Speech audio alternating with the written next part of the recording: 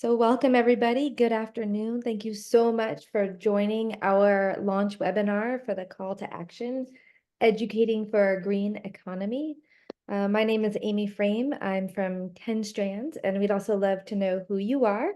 So please go ahead and introduce yourselves in the chat with your name, your pronouns, your organization, your role, and where you're from.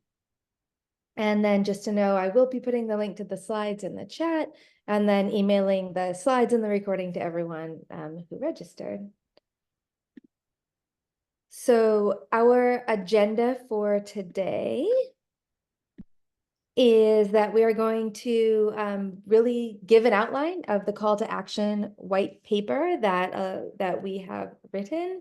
That is sort of a step along the way to developing and implementing a statewide roadmap for educating for a green economy here in California. So we have some amazing speakers for you, and we will let you know what some next steps and opportunities are to get involved.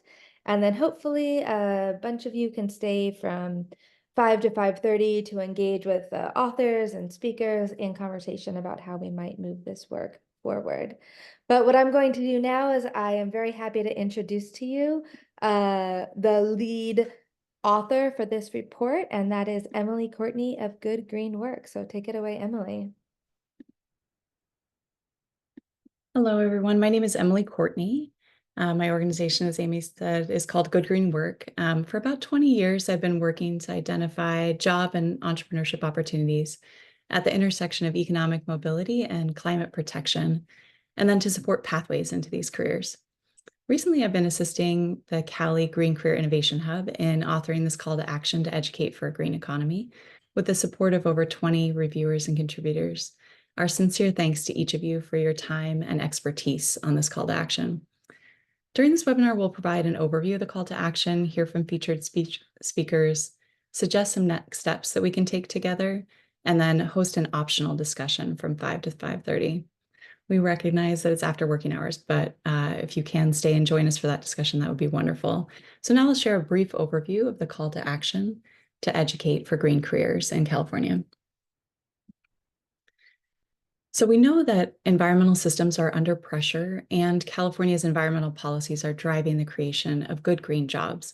So there's a critical need for green career education to inform, inspire, and empower students to thrive in green jobs and enable the transition to an equitable green economy. So first, before we dive in, what jobs are we talking about? Here's our proposed criteria for priority green careers. Environmental impact, specifically jobs that protect the environment, biodiversity, and human health. Strong labor market demand, either evidence of a current labor market shortage or significant expected increases in demand. Accessibility and job quality.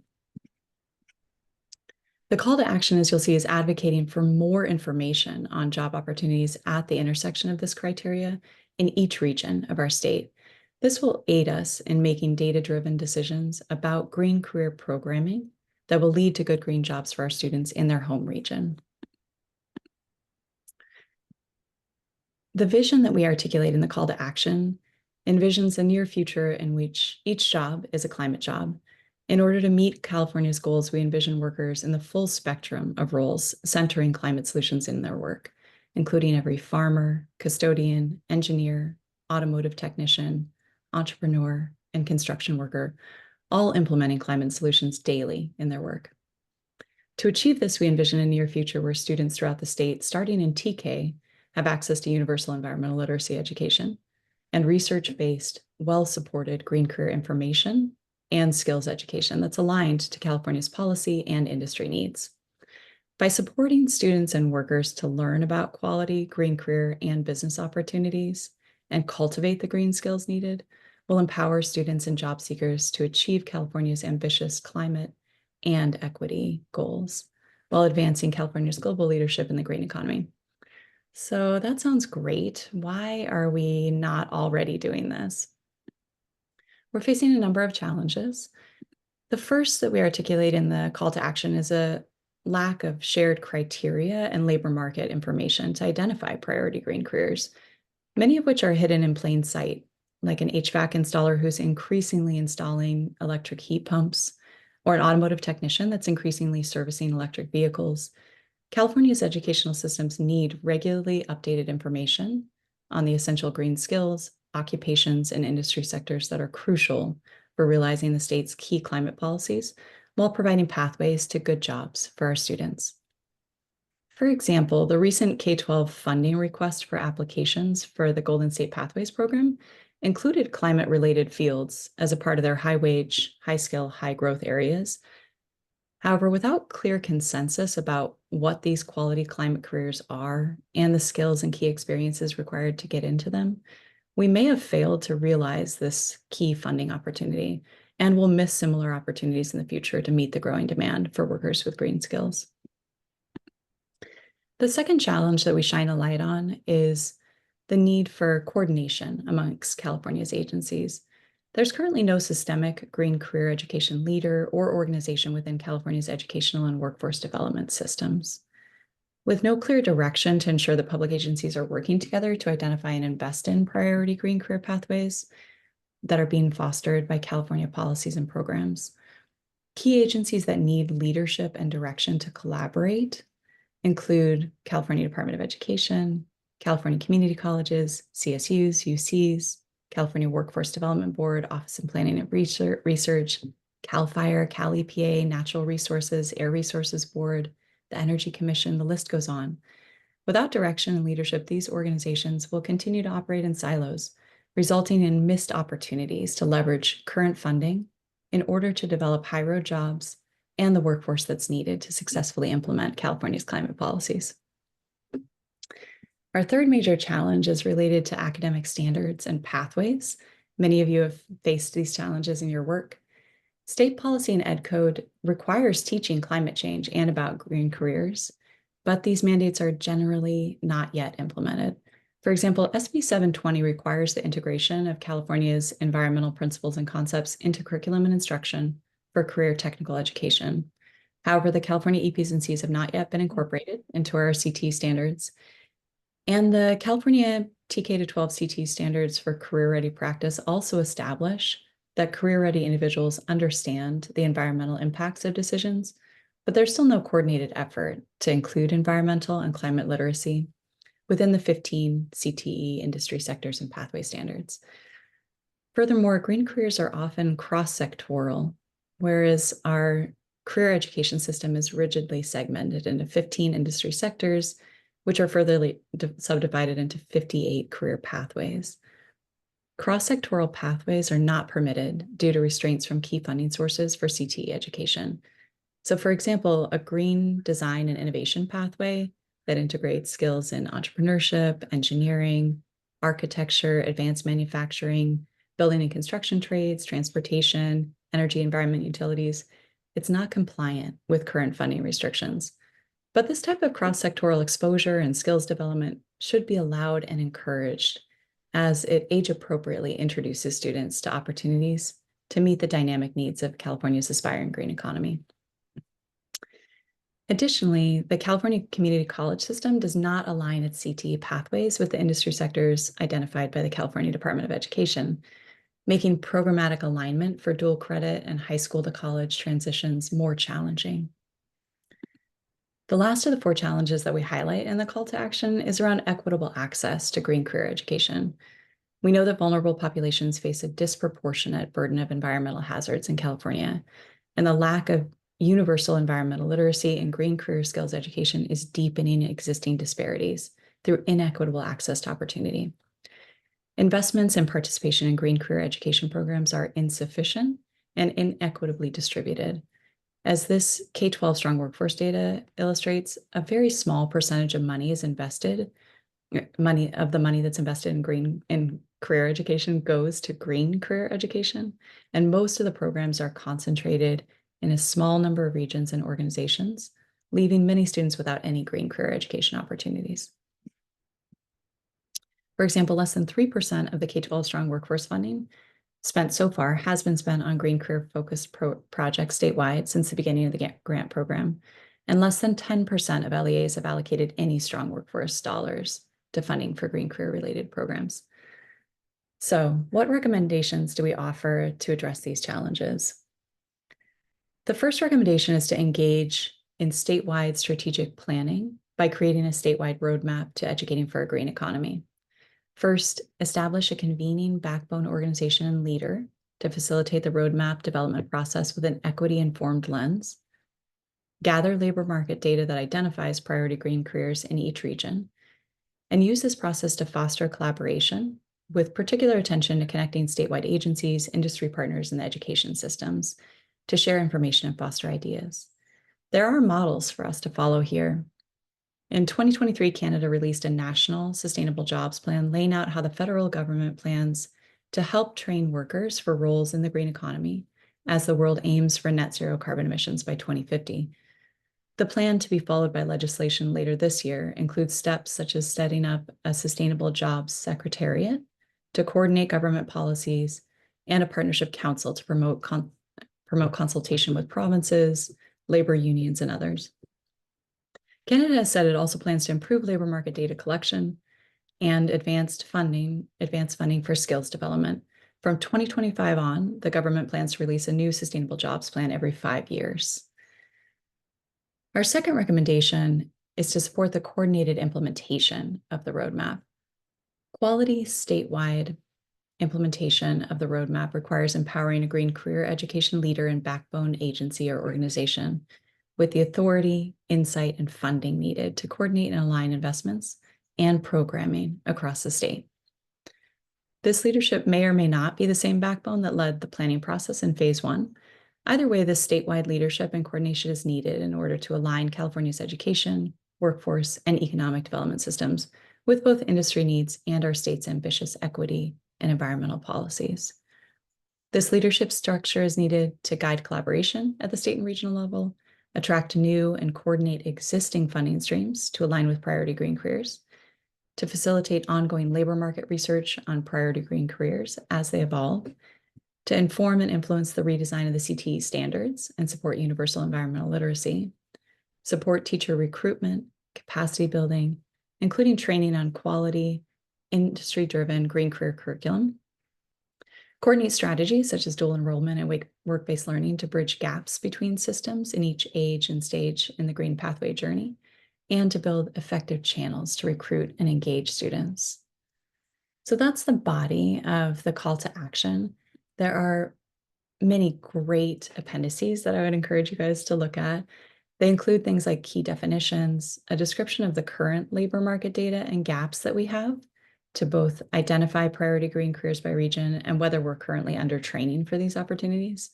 There's a summary of policies and programs that are driving demand for green jobs, a map of the complex career education system in California, key existing funding sources, measures of availability and equity of access to green career programming, specific age and stage green career pathway recommendations, and finally, promising practice profiles from some of the many models for quality green career education that we have already happening in California, each of which provides scalable and replicable resources. So in closing on the summary of the call to action, our work in California has potential global consequences, not just for California's students, economy, and environment, but as an engine for economic transformation that has positive implications for folks around the world. In a New York Times article I recently read, a fossil fuel executive was quoted as saying, "The fossil fuel business isn't going away anytime soon. Who's going to replace jet fuel? Who's going to replace petrochemicals? What alternatives will replace all of that?" I believe we will develop replacements because it's a survival imperative for most current species on planet Earth, including our own. The living community simply cannot adapt as quickly as we are currently changing the conditions for living on Earth. And I do believe we can and will muster the political will, resources, and ingenuity to address the causes of this rapid change in essential living conditions. We as individuals here today may not be the ones who will replace jet fuel, but I hope together we will inform, inspire, and educate the people who will. Now we'd like to hear from some wonderful experts in the field about the need for green career education, the vision that we share for a near future in which there's equitable access to quality green careers, and how we might achieve this vision together. First, I'd like to introduce Elizabeth Bagley, the Managing Director of Project Drawdown. Project Drawdown is a leading resource for climate solutions. Elizabeth, thank you so much for joining us here today. Please help us to better understand the need for universal green career education to attract and prepare students to design, lead, and support climate solutions at work.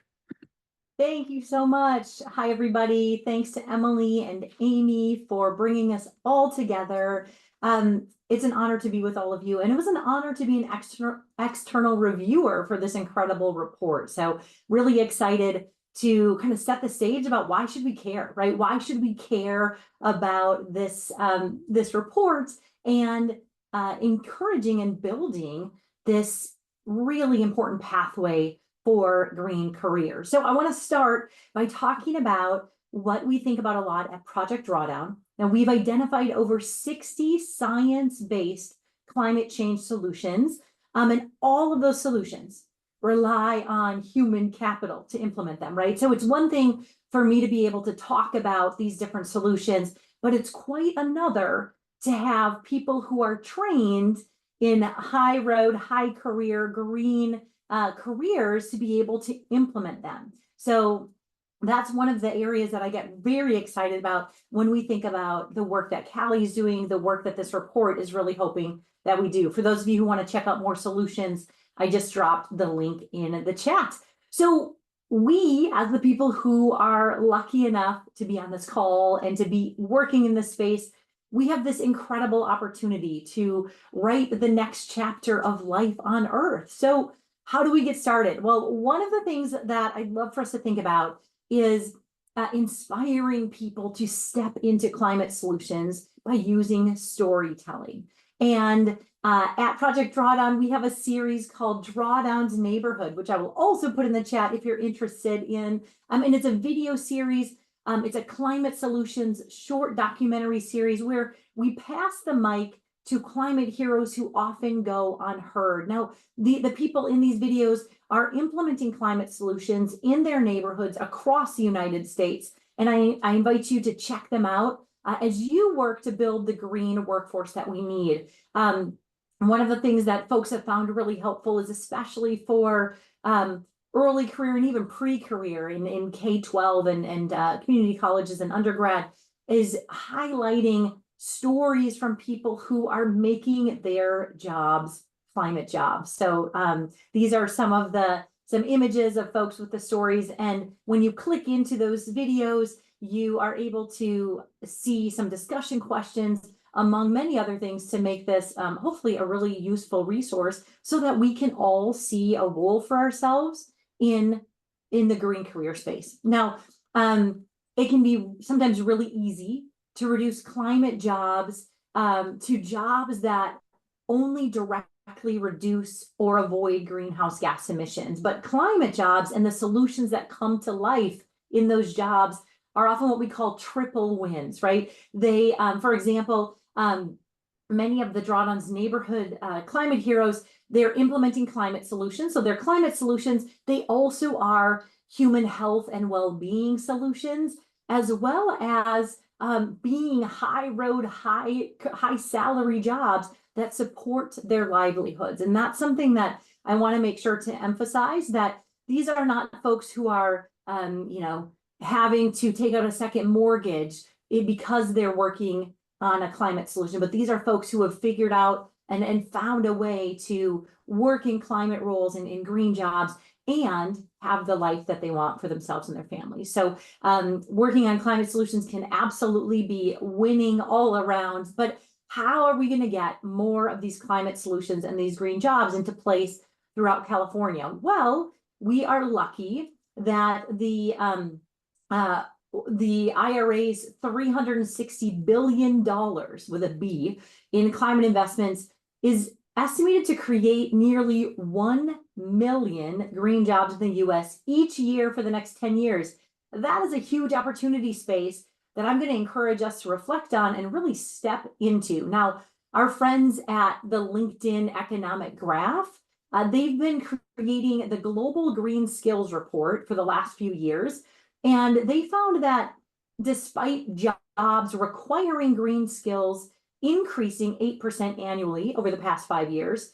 Green talent is only growing by 6%. So there's a gap there, right? Now this gap, the imbalance, is resulting in a skills gap already by 2026, right? So that should be some alarm bells going off when we think about, oh shoot, we have the solutions that we know will help stop climate change, but how do we get the people with the skills and the knowledge in the right roles in order to do the jobs that need to be done, right?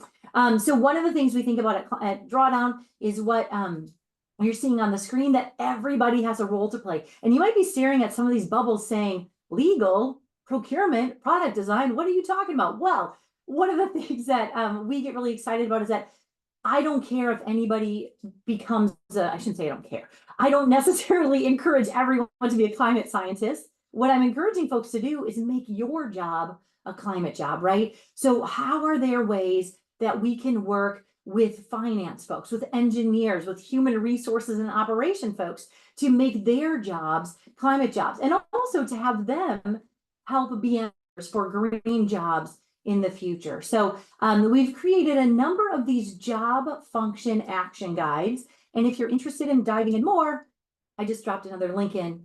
Hope that's helpful.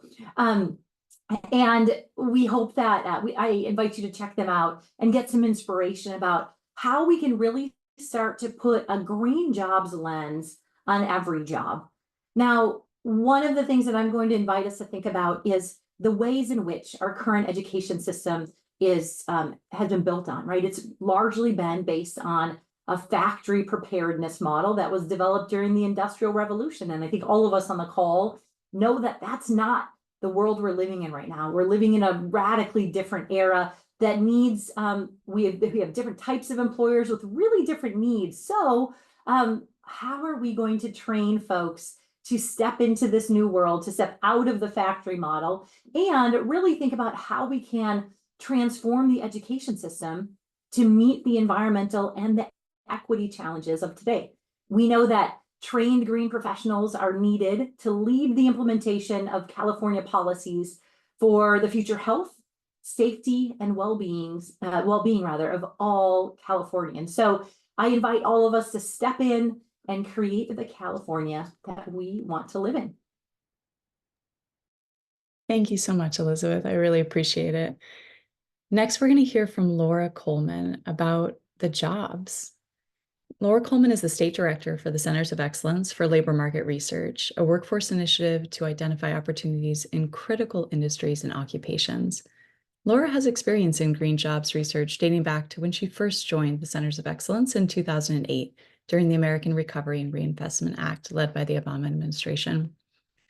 Laura, can you help us to better understand what we currently know about priority green careers in California, and how might we provide more and better information on priority green career opportunities in each region to make informed decisions about green career programming?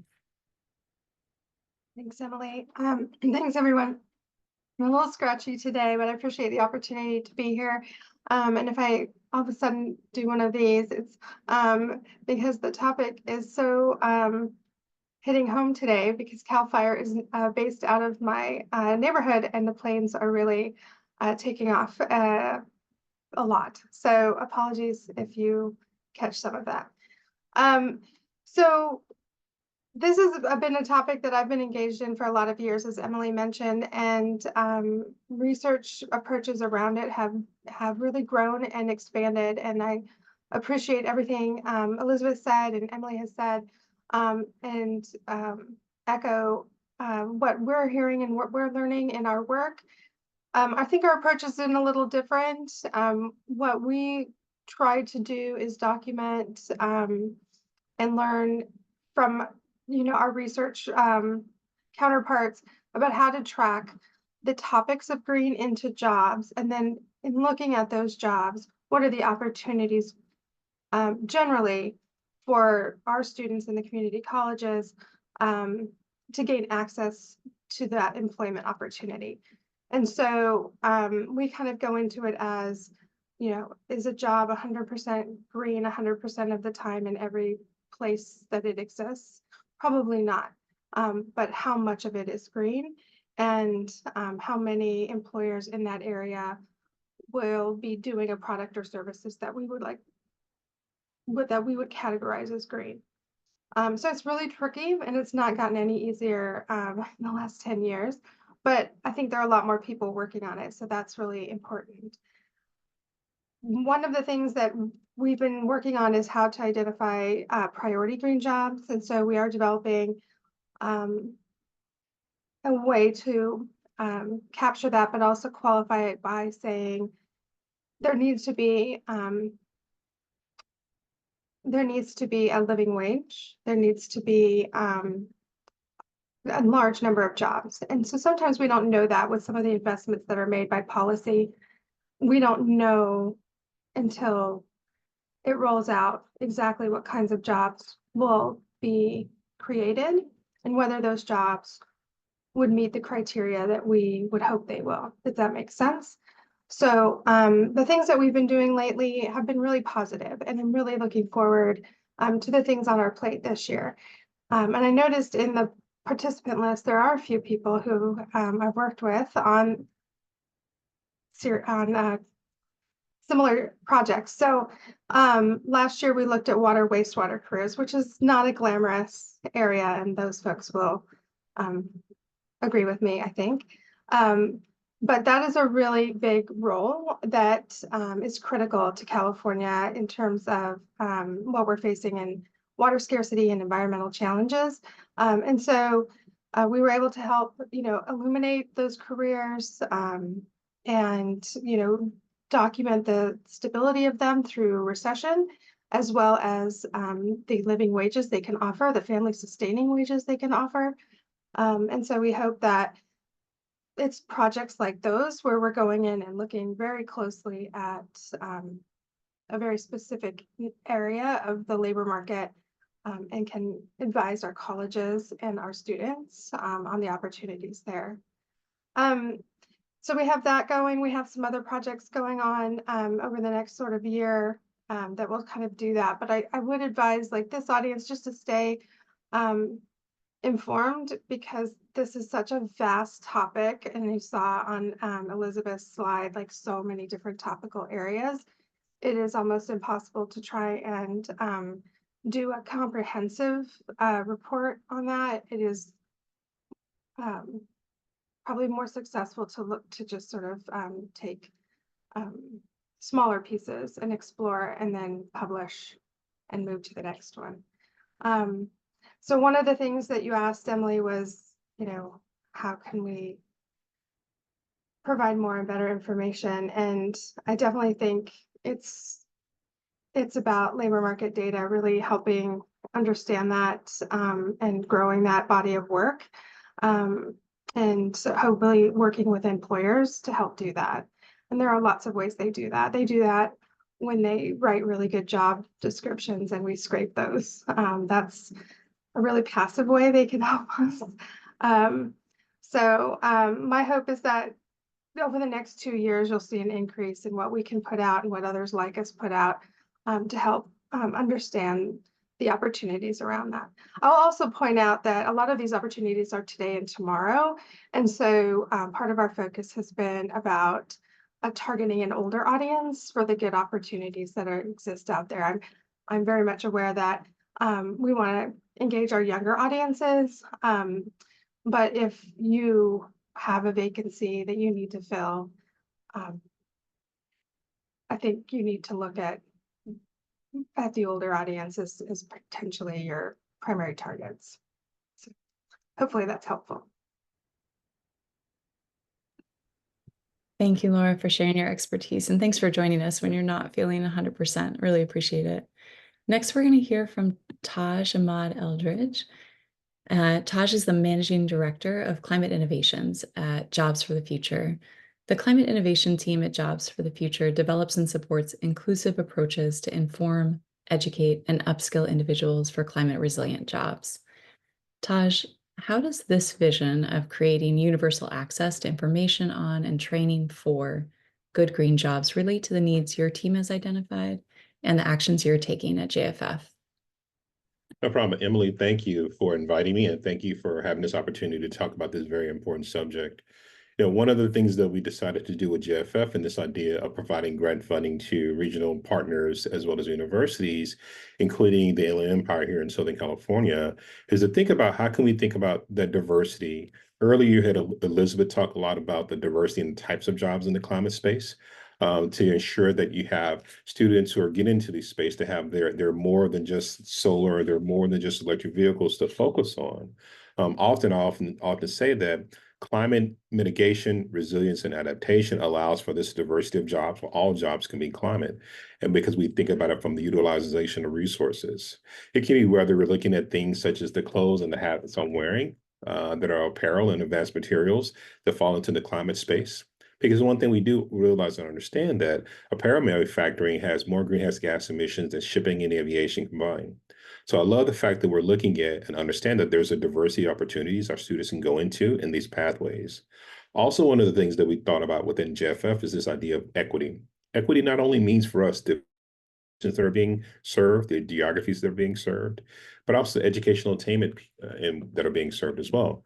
We want to focus on students who are not only going towards from high school, but into colleges and universities, but also those who may go into two-year colleges and universities, and those who may not decide to go into higher education and want to into the workforce through apprenticeships or pre-apprenticeships programs. And so those have been the things that we've been thinking about as ways to have that diversity in the space of creating good green jobs.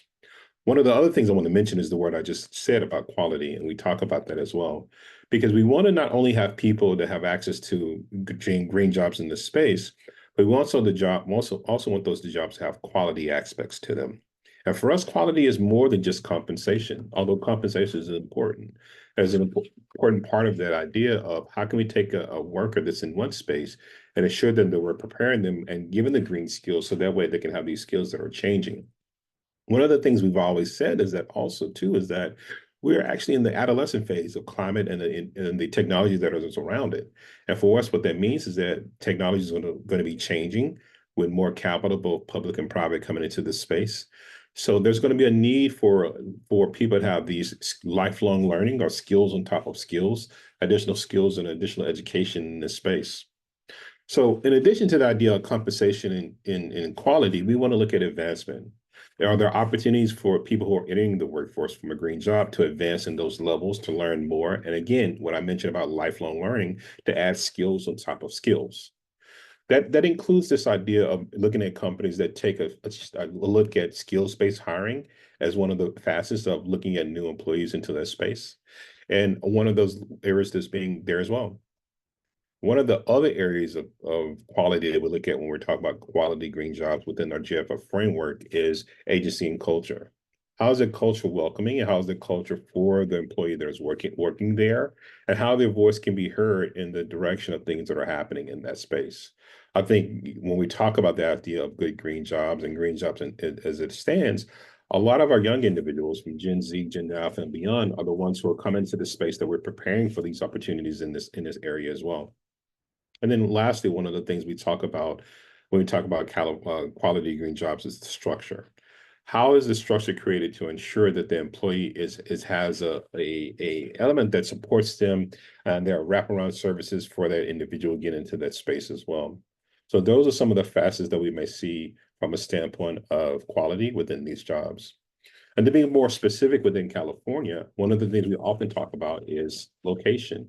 We want to make sure that we're having job opportunities, and the quality includes not spending half your time on the freeways in our great state. So we want to make sure that there are opportunities where people have jobs close to where they live and where there's a work-life balance in that space as well. So these have been some of the things, and I'll also put into the chat some more information about the project that we led at JFF called CREST, Climate Resilient Employees for Sustainable Tomorrow, and the ways that we've been supporting not only this paper and other opportunities around to increase the awareness and opportunities in jobs and pathways for our students and for workers and learners in this space. So it's been really important for us to make sure as we talk about the jobs that are in the green sector, that we make sure we're looking at quality jobs that have some of all of these facets in it in order to ensure that you have a work-life balance for those workers in this space. So Emily, back to you. Thank you so much, Taj. I really appreciate it. And the research that JFF and the CREST initiative have done is featured and influences this call to action. And I would highly recommend that you guys check out the resources that they're producing as a team. Next, we'll hear from Kirk-Ann Taylor.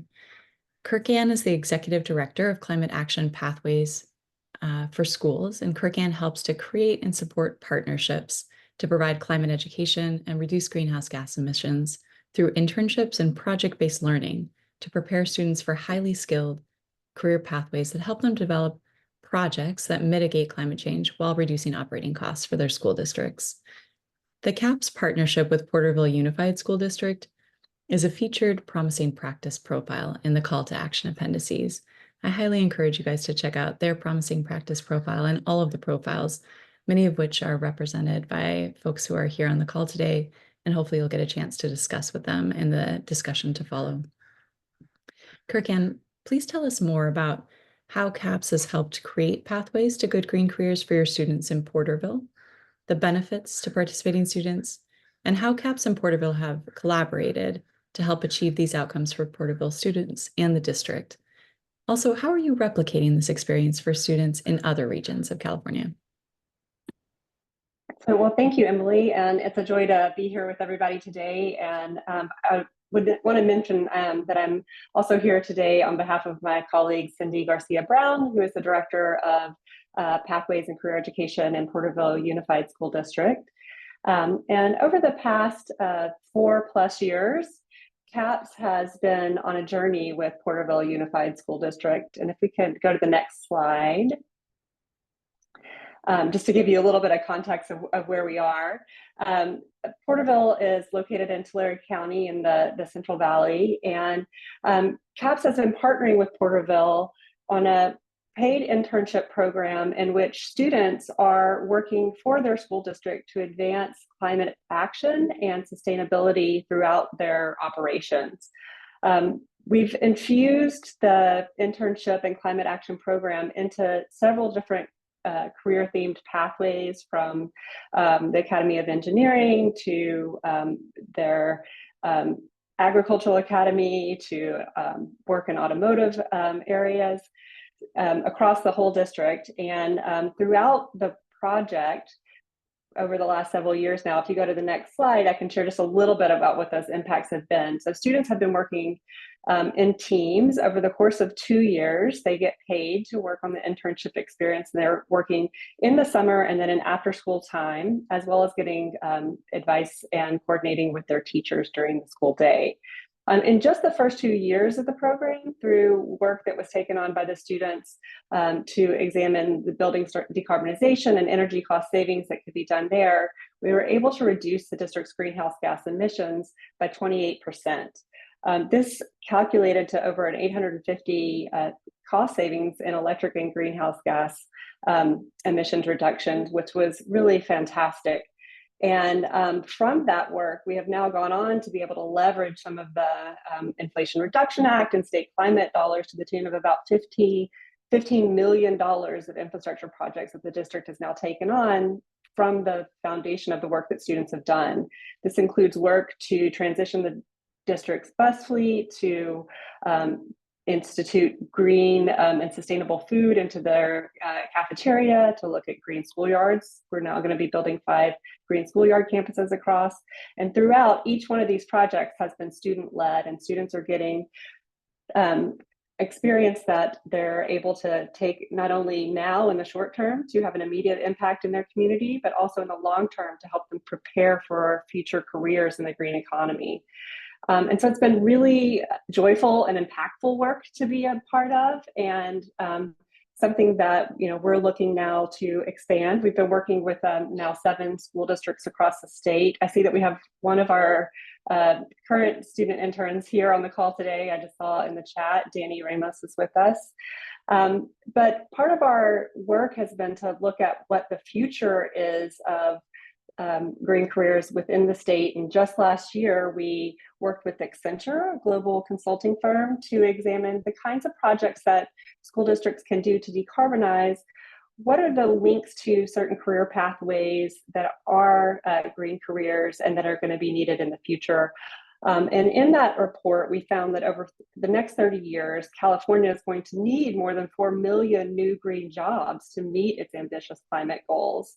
And that the kinds of projects that students can do for their school communities now can lead to well-paid, good green jobs in these areas. And you can see, I'll put the link in a few minutes to our report so you can dive into this information a little bit further. But we saw in the report things, and from the research, things like a 10-year projected job growth of 12% around clean energy and buildings, 10-year projected job growth of 11% for sustainable food systems, 9% for transportation. So all these kinds of projects that students can get involved with now that will help them in the interim be able to take action immediately within their local communities, but also really build the technical and professional skills that will be needed as they enter into their next stage of their careers.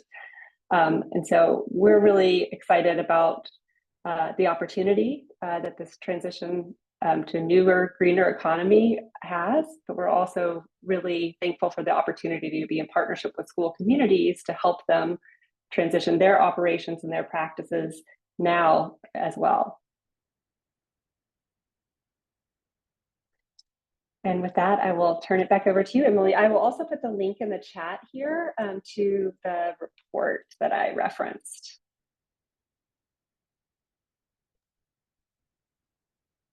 Thank you so much, Kirk-Ann. And now I'll turn it to Amy to talk to us about our next steps. Well, this has never happened before, but we're ahead of schedule. We actually have a couple of minutes if anyone has a question for the speakers or presenters. If you could either add it in the chat or go ahead and unmute. Since we're here and we have so much expertise in the room from the speakers and the audience, what is on your mind?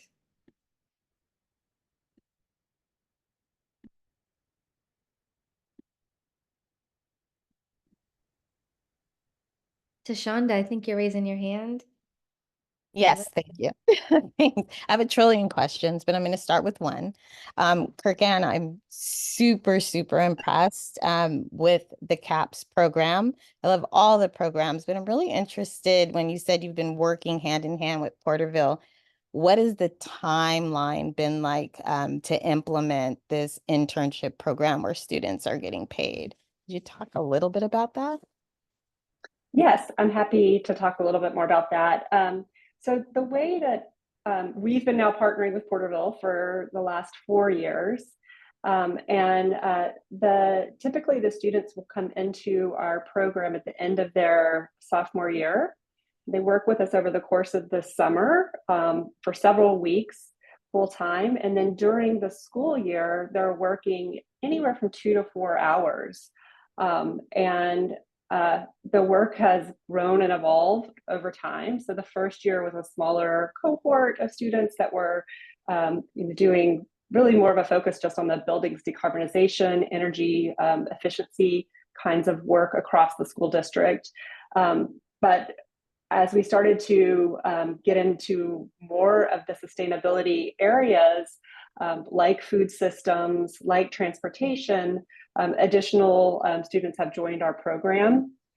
We've also found that the data that students are collecting and the work they're doing with their district's operations departments has really set us up well too to be able to leverage some of those state investments. And so one project will sort of lead to the next, and I'll give you a concrete example of that. A couple of years ago, through funding from the Strategic Growth Council, we had a Transformative Climate Communities Transportation Planning Grant.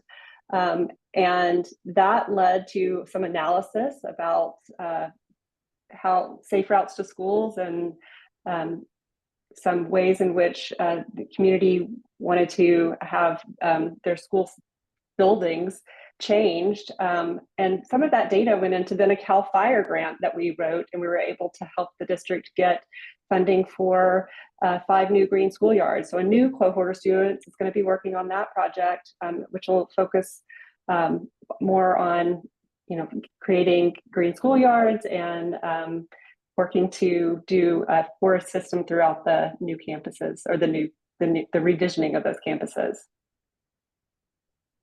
Amazing. Thank you. Yes, thank you. Amy, I'll address Victoria's question. I'm going to put in the chat the call to action report, Victoria. This is a question on what teachers can do to take next steps in the classroom. And I would highly encourage you, Victoria, and other teachers who are on the call to check out the promising practice profiles that are at the end of the report. Each of them includes resources that are available, most of them free for use, to help teachers. And in particular, Victoria, there's another teacher in San Diego County who has a wide array of resources that he provides in his promising practices profile for the program that they're running in Oceanside High School. On this call, further up in the chat, you'll also, I think, see the contact information for Sirius Alice at the Energy Coalition. I would highly encourage you to look into the resources that they provide. Contact Kirk Ann, who's here. There are folks from SEI on the call. All of the information on how to access those freely available resources are provided in the profiles, but there are a lot of supportive curriculum resources, teacher trainings, and also funding for teachers to participate in offering green career education in the classroom. So I hope that you won't feel like you're alone in these efforts. There are a lot of resources out there to support you, and we hope to highlight those and make them widely available through the current profiles and more profiles maybe to come. Okay, thank you. I appreciate it. Yeah. So what you're saying is look and read through the report, and then that is where I find everything that you mentioned. Yes, and if your time is short, Victoria, I would suggest just going straight to the end of the report where there are 7 promising practice profiles, and at the end of each one of those, there's a resources section that will provide you the link to those instructional resources. Okay, all right, thank you. Yeah, thank you. Robert, I'm seeing your question. Thank you so much for joining us. There is a huge emphasis right now on building electrification throughout California. I do want to just share that I work together with Julia Hatton, who is on the call as well, the Executive Director of Rising Sun Center for Opportunity, that leads a high road training partnership related to building decarbonization occupations, specifically in the residential section. And the goal of that high road training partnership is to uplift job quality in residential decarb. So these are energy efficiency and electrification jobs that have traditionally lacked the elements of job quality that Taj highlighted. So we are seeking in our work to uplift job quality, but also to investigate current job quality and labor market demand. And we do have some white papers that will be released later this month. So Robert, I'll make sure that you get those. And if there's anybody else who's particularly interested in building electrification labor market demand, I'll put my email in the chat and I'll send you those white papers as well. They'll shed some light on the market.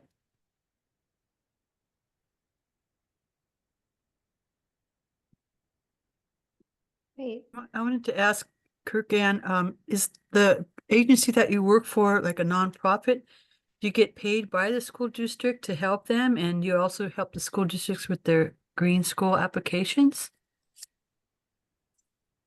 Yes, we are a nonprofit, and yeah, we have a variety of different ways of working with school districts, but we help them with the grant writing that I mentioned, and in some cases we're in contract with the school district, so it's a variety of methods. But yes, we are a nonprofit.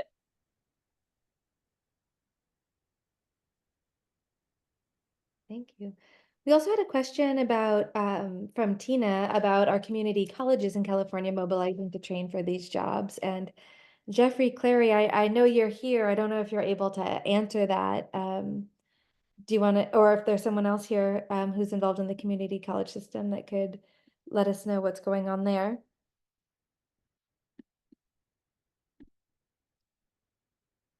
Well, thanks for the opportunity to say something. You know, this is, it's really good to see the evolution of this this process and see the outcome, because this is something we've been kind of waiting on as part of helping our colleges see themselves in the work that they ought to be doing for these training programs and pathways. So, I mean, for me, this is really a jumping off point for us to help them understand what it looks like to be offering climate relevant programs, because you know, where you started the discussion today is where our colleges start questioning us. And so I don't have a good answer for what to your specific question, but I can say this is an amazing tool for us.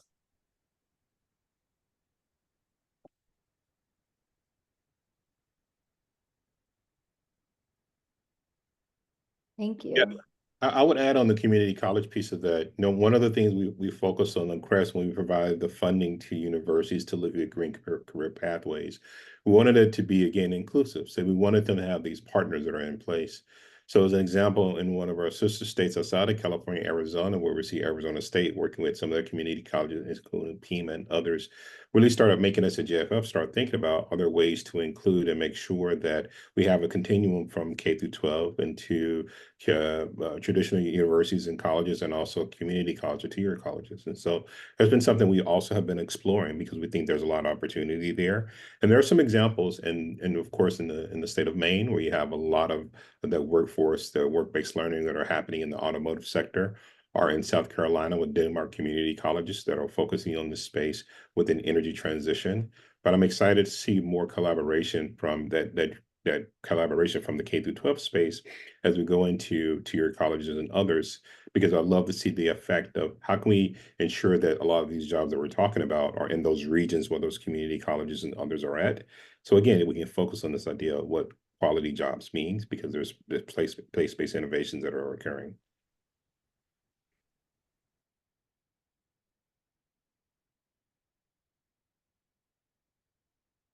Thank you so much. Are there any more hands up or any more questions that I'm missing from the chat? Well, I'm going to go ahead then and let you know just a little bit of a reminder about how to get involved. I think, you know, the first piece is to just, you know, check out the report. So there are, I don't know, maybe a dozen or so folks here that have contributed to writing, reviewing, or promising practice profiles. So please do take some time to see what they have to say. Please share the report with anyone else that you know that might want to be involved in making all jobs green jobs here in California. And then CAELI, the California Environmental Literacy Initiative, is going to be moving into a phase of, you know, putting the recommendations in this report into action. And so the interest form that I have put in the chat a couple of times and that I will put again is just to let us know that you want to talk to us about how you could contribute to the next phase of this. So or if you have someone else to recommend to be part of our coalition to move forward these recommendations. So with that, I'd just love to thank Emily, all of the authors, the speakers, and especially the presenters here today, and all of you for showing up. Our next steps are that we are going to stay in this room in some breakout rooms and have a bit of a discussion. It's optional, of course, but I'm sure it will be interesting. But we will go ahead and end the recording now and hope to see you all again soon. Thank you guys so much for coming. If you'd like to stick around for the conversations, the discussion questions are in the chat and the breakout rooms are open. So we'll see you in a little bit.